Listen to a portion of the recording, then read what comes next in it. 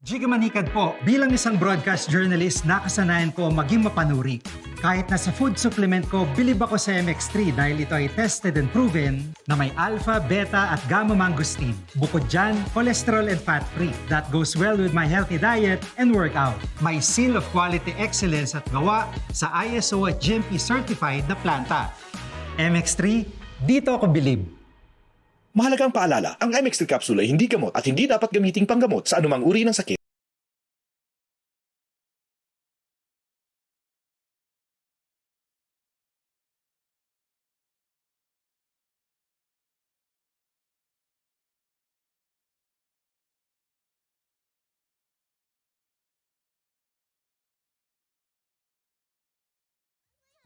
Radyo! Huwag mo sabihin radyo! Sabihin mo! Sabihin mo! Energy! Energy!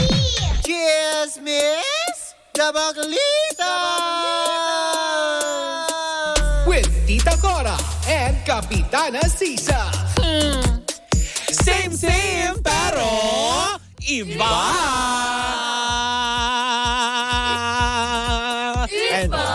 Ay, gumaganon kayo Nandyan na pala. Oo, dalawang beses pala yon. In fairness. Ay, ganun pala yun. Diba? Oh, stop na. And we are still number 106.7 Energy FM. Panggawag mo sabihin radyo! Sabihin mo, ano? Tamad, hindi ka maghahang. Hindi ka magbabuffer for today's video. Yes, diba? dahil tayo ay naka Ano? 18 Mbps. 100 Wow, ang taas. Mbps. Yes. 18 Mbps. Yeah, hindi. Ooh. 100 pa nga eh. In fairness. Mm-mm. Sige nga, check natin. Go. Oh. You English me. What is... Teka sandali, bago tayo magpapakilala muna kami. Ako po si Kapitana Sisa. At ako naman po, si Tita Cora. At ito pa rin ang Baklita sa Woo Woo Woo! What is What? the Tagalog of lettuce? Lettuce? Oh, ano? Litus. Kasi di ba mainit ang pinag-uusapan ng Litus. Bilibili Pilipinas? Ba? Bakit ano ba? Lechugas. Anong lechugas? Ang lettuce. Talaga ba? Yes. Nanguhula. Can you May Google mga nag-google. Ano yung Lechugas? Tagalog ng Google? Lechugas ba? ang Totoo lettuce? ba? Oh. Yes, I know. It's Ano? green leafy vegetable. Ay, ang tawag doon, damo. Damo. Tama? Lechugas. Lechugas. Ang galing. I know. Ano naman ang Tagalog ng carrots? Carrots. Ano? Huwag kang tumingin sa kanila, Kola friend. Carrots. Ano? There's no such Tagalog for carrots. Carrot. Ha? Ang dami. Magha-harvest ka Hindi. ba ng isa lang? Siyempre, isa ka lang kakain eh. Sa laki ng Ano? buskalan at Kaya- nagtatanim Anong sila ng karo. Di ba? Hindi lang isa ang kukunin mo pag Hindi. nagpunta ka sa farm. Bakit kung ikaw kakain, ubusin mo yun? Isang basket? Sino nagsabing uubusin ko kung pwede ko na ibenta? Kung malayo ang tindahan. Di doon ako magtitinda sa pamayanan. Kung malayo ka sa kabihasnan. Di ipapakain ko sa pamilya ko pa unti-unti. Kung mag-isa ka lang doon. Di isa-sandry ko, Wow. tapos kakainin ko as chips. Sandra! Wow! Kasi pag hindi available yung yung Carrots chips. Ganon. carrots chips. Oo. Di ba? Hirap. Carotin. Ganon. Hindi nga. Hindi, di ba? Yun yung magiging title ng chips mo. Carotin. Parang pelikula. Bakit may tumatawag? Ayun na nga, habang may Oo. tinatawagan ka dyan, Mare. Habang may tumatawag. Batiin na Wait lang, pasalamatan ko lang tayo. muna. Oo. Itong Sophisti Bro for my, Hello sa inyo. Ayan. Wala Ayan. akong kilay eh. Diba? Halika na. Sige. Papakilayan kita. Sige, gusto ko nga yun. Ayan, i-schedule natin. Oo. Ayan. Pwede mo yung parang si Bebang, gano'n. Pag ginawa nila sa akin, sisi ako. And i-request ko, di ba? Ikaw lang ang meron nun. Oo, di ba? Sa balat ng showbiz, ikaw lang ang meron nun. Yung para At least, Mare, hindi ka na nila tatawagin ng kung ano-ano. Oo. Bebang ka na. Hindi, bake kang gano'n. Sisang, bake kang. Ang pangit na ng mga pangalan natin. Ako, Cora ang unang aswang. Oo, correct, diba? Diba? Tita Kore ka nga Tita Kore. Yan. Ikaw naman, si isang Correct. bakekang. Uy, hello pa rin sa lahat ng ating mga nanonood at syempre sa lahat ng mga tumatawat na papasaya namin every day. Yes. Through our social media, hello po sa inyong lahat. Maraming salamat sa Facebook ng Energy FM, sa YouTube ng Energy FM. Ay, ito po pala bago tayo magtsikahan ng bongga. Panawagan lang po sa lahat na ang Baklitas po ay wala pong ibang YouTube channel kung hindi ang Energy FM lang po. Yes. Ulitin ko lang po ang Baklitas po wala pong ibang YouTube channel kung hindi nasa Energy FM YouTube channel lang po siya. Yes. Yun. Batiin ko lang din, Mare, itong Oo. si Sky na yung kanyang ina ay nakatutok sa atin, si Kelly. 5 months na daw yung kanyang anak ngayon. Kung si Sky, nasan yung ina niya? Sa bubong. So, ang pangalan niya ay Oo. Kelling Bubong. So si Kelly. Kelly. Nakatingin kay Sky, gano'n. Si Kelly. Asa nanay mo? Andun sa bubong nakabuyang niya. Lalo sa bubong, nakatikang. Okay, hindi mo pa nindugtungan. Yung nanay ko na sa bubungan nakatikang. Nakatikang. Ginawang pabigat sa bubong kasi may bagyo. Nandun po kinakapitan po yung yero namin. Ew. Ay, nako. Kachipan. Ito na, chika mo. Speaking of kachipan. Alam mo, Mare, eto, naluloka talaga ako dito sa dito kay Ronaldo Carvalho. Okay. Oo. Hello. Bakit daw? Kasi, Mare, di ba Sino kung siya mapapansin mo, nga pala? Sino nga siya? Sabi niya, director daw siya.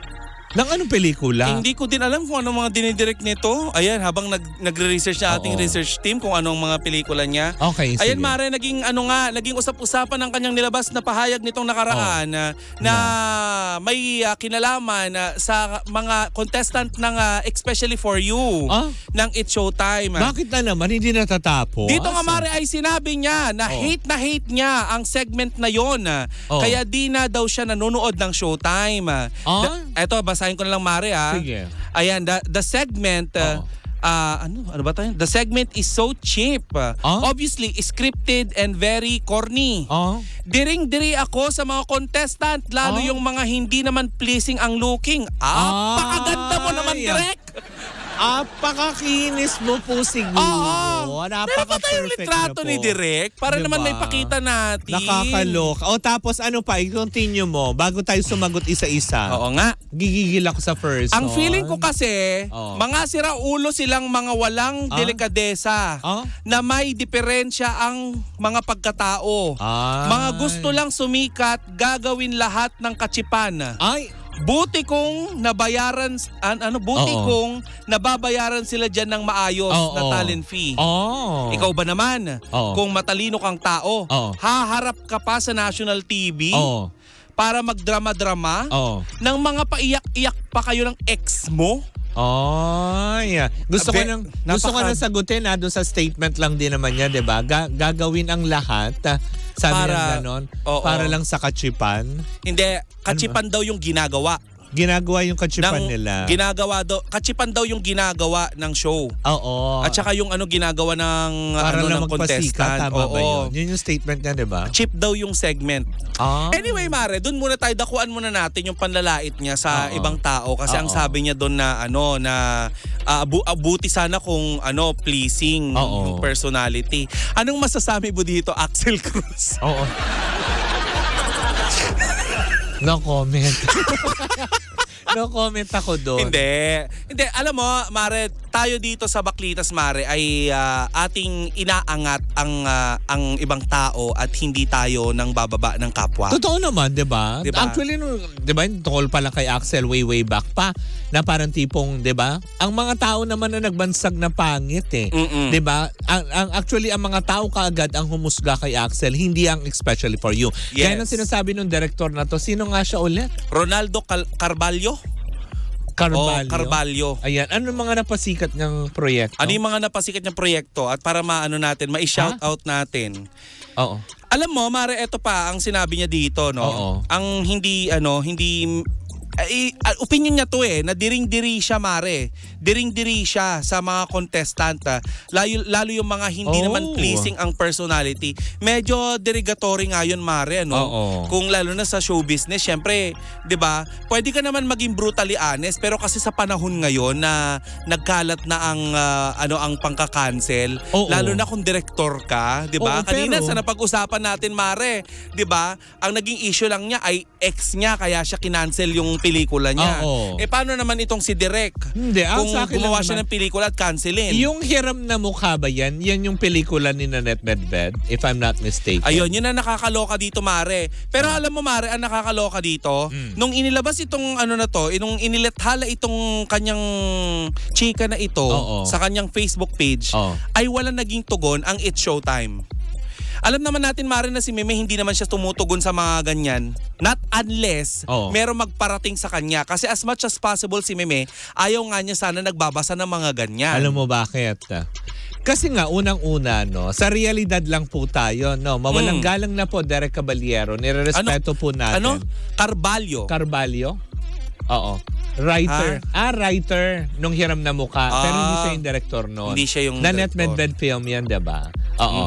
Pero ito na nga, mawalang galang na po Sir Ronaldo. Dahil unang-una, gaya na sinasabi mo, kachipan, nadidiri ka. Unang-una, may choice ka po na hindi po siya panoorin. Yes. Pangalawa po, sinasabi nyo na wala man lang parang parang moral.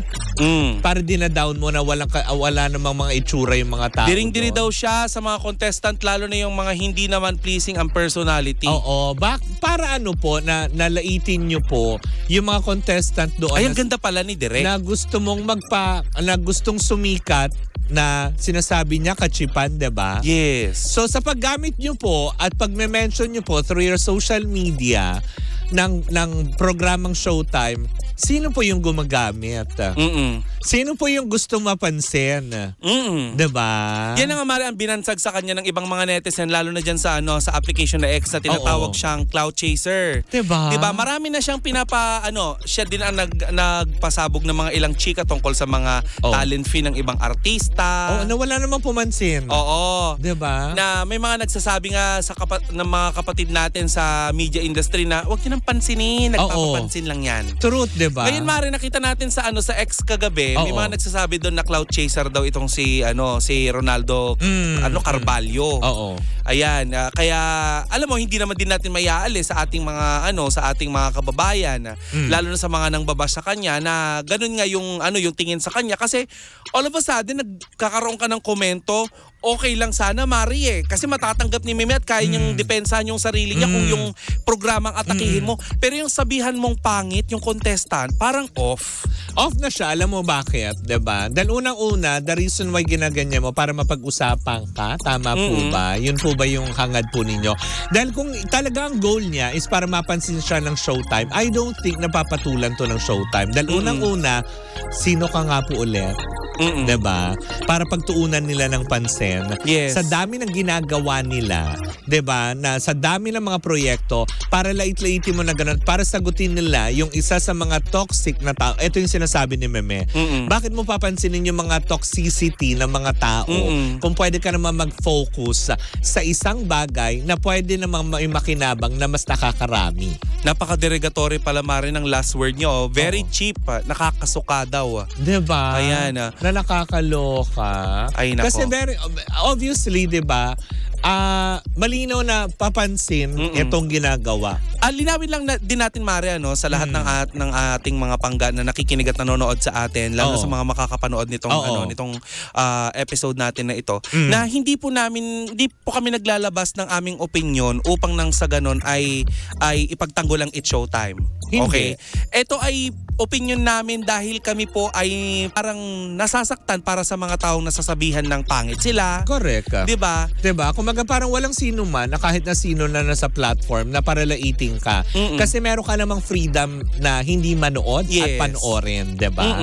Meron ka ding choice na patayin mo yung TV mo kung ayaw mo yung show or lumipat ka sa mga katapat na show. Diba? Aminin man natin, manood ka ng Itbulaga, pumunta ka sa ibang channel.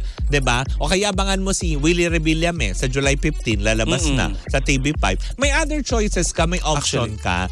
Diba? Bakit ka na nanatiling manood manonood kung alam mo naman din na stress ka. Oo. Diba? Na sinasabi, pasintabi po sa mga kumakain sa sinabi ni Direk na masusuka daw siya. Oh, diba? Diba, bakit ka manonood ng isang programa na alam mo naman na Alam mo naman pala na pinandidirihan mo. Alam mo na didiri ka. At actually sinabi niya doon, Mare, na hindi na nga daw siya nanonood dahil kachipan nga daw. Oh, ba't kailangan pa natin i-post sa social media? Yun nga. Ano po ang para po may mag-comment po, pag-usapan para po mag-trending. Hindi lang po namin gets Direk kung ano po ang pino-point out niyo po. Ano po ba ang gusto natin dito, Direk? Proyekto Actually, mo Direk, na sa Star Cinema? Yan ang hindi natin sure. Diba? Ayan, gusto po namin kayo maintindihan, Direk, kasi kahit bali-balik ta rin kasi po namin yung inyo pong yung gusto nyo pong sabihin. Yung manlait po tayo ng kapwa natin, parang mali po. Pasensya na po ha. Tsaka isa pa, yung mga taong, alam mo yun, ordinaryong tao sabihin na natin, na nag-guess sa naturang segment. Nandun sila, hindi dahil sa gusto nilang sumikat, gusto nilang mag-artista. Maaring meron din silang kasiyakan na, alam mo yun, hindi naman kasi lahat ng tao na bibigyan ng pagkakataon na lumabas on national TV. Aminin man natin. At saka Mare, may mga kaibigan tayo na naging contestant kasi ng Especially For You. Oo, na parang tipong para sa kanila kasi baka achievement na yun sa buhay nila. Hindi man sila maging artista. At least once in their life, may kwento nila kahit hanggang sa pagtanda nila na, uy, lumabas ako sa TV. Tapos masabihan nyo pa po ng pangit. Diba? Na nakakasuka yung mga pagmumukha nila. Diba? Hindi Parang, pleasing yung itsura. hindi naman po cheap yata sila. akma yung mga ganong mga salita. Kung ito ay para lamang sa isang, alam mo yun, para papansin, para magka-proyekto, yes, nakuha nyo yung atensyon ng madla. Pero ulitin ko lang din po, Direk, hindi po ito kagaya nung dating industriya na ginagalawan nyo. Malulupit na po ang tao sa social media. Uso Yun ng lang kung cancel ipapaalala culture. ko lang po sa inyo. Dahil baka mabiktima po kayo at kayo po ang magkaroon ng trauma sa industriyang ito. Diba? Kaya nga. Na nakakaloka. Ngayon, Mare, ay ating pang sinisiyasat. Kung totoo man ito na pinost ito ni Ronaldo Ronaldo Carvalho, itong chika na ito, sorry po, hindi po namin inaayunan ang inyo pong naging opinion. Oo, parang medyo diba? harsh po kayo sa mga kapwa din natin tao. May ibang way po tayo ng pagpapaliwanag ng ating True, mga diba? opinion. Yung magsabi ka nga lang sa mga tao na pangit siya, diba? Sino ka to judge, diba? Correct. Nakakalungkot naman Para lang mapansin at gumawa tayo ng ingay, kailangan at the expense lagi ng ibang tao. Wag po sanang gano'n. Yes. Na hindi po maganda yon. Pwede naman po tayo gumawa ng mga bagay na pwedeng kaaliwan ng mga tao, hindi yung ganito. Negatron. Actually, Mare, ito nga nakikita ko nga dito sa Facebook page ni Direk. Ayan, may pinost siya ditong screenshot ng mismong mga contestant. Tapos tinatagan ng niya. Especially For You. Tapos nilalagyan niya ng iba-iba. Yes. Caption. Oo, ayan Uy, Makikita niyo alinaliw naman. ako dyan sa dalawang yan. Ayan. Yan yung yung chinito na lalaki, diba? Yes. Saka yung isang medyo parang yung saucy girl. Yan yung magjowa, diba? Nang cute-cute nila. Basta ang importante, masaya yung mga contestant. Truth, diba? At masaya po sila, diba? At huwag tayong manlait ng Ulitin kapwa. lang po namin direct, ulitin lang. Hindi sa pinagtatanggol namin ng Showtime gaya ng sinasabi ng ilang mga nagko-comment din dito na parating Showtime daw lagi amin Hindi po. May choice po tayong manood ng gusto natin. At saka direct, wag po kayo manlait ng mga pangit. Kasi kung wala kaming mga pangit, wala di kayo magaganda. Nagsakripisyo kami.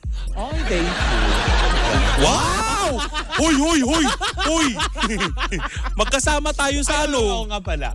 Para sa tayong pangit. Kaya po kami nasasaktan. Yun ang totoo. Isa po kami sa nasasaktan dahil wala naman po ang kami totoo po niyan ay nakapasa na po kami sa audition kasi. Bilang siya po yung searching at ako naman po yung tutulong sa kanya. So paano po kami ngayon i-air sa TV Direct kung sinabihan mo ng pangit diba? yung mga contestant, i-cancel na lang. Hindi, charot. Pero hindi, yun lang, diba? Sana lang. Wala. Pero kung ina-expect kasi ni Direk na papato lang Showtime dyan, no, I don't think so. Pero feeling ko, Marian, paparinggan niya ni Mimi. Siguro sa aspeto na ito, Ibabalik lang ni Mimi. parang hindi. Ganda. Oo. Ganda. Ganun lang yan. Diba? Ganda mo. Oo.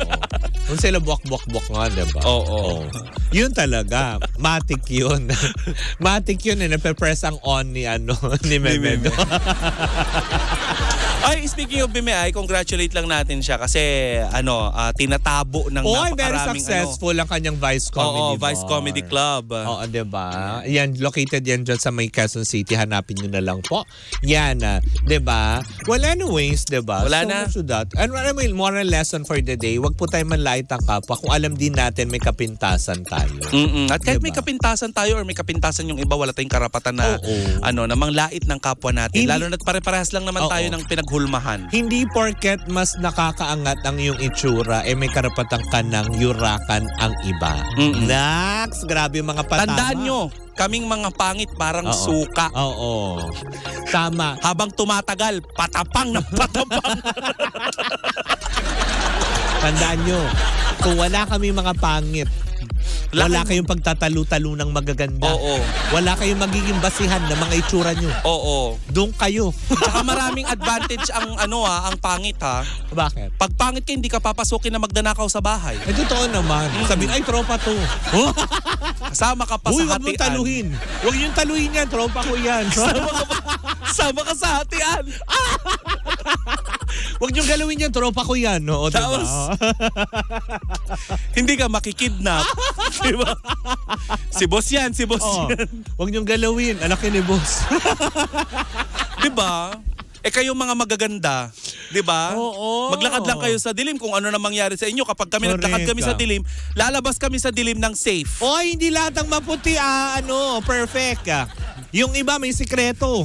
Kaya nga na-invento yung kantang Makinis maputi siya, pero ba't ganon? Grabe, grabe! Ay, paalam na tayo, Mare. Overtime na tayo. Well, anyways, mga bangga, maraming salamat po sa inyong pagkantabay. Bukas po magkarinig ang magkapanooran naman tayo para sa isang umatigabong chikahan na dala-dala ng dalawang bakla. Muli po ang po si Kapitana Sisa. Ako naman po yung Tita Cora. And we are still same, pero iba. Tuloy-tuloy pa rin po ang ating tugtugan. Siyempre, dito po lamang yan sa number 106.7 Energy FM. Pag wag mo sabihin radyo. Sabihin mo. O yan ang sasabihin mo.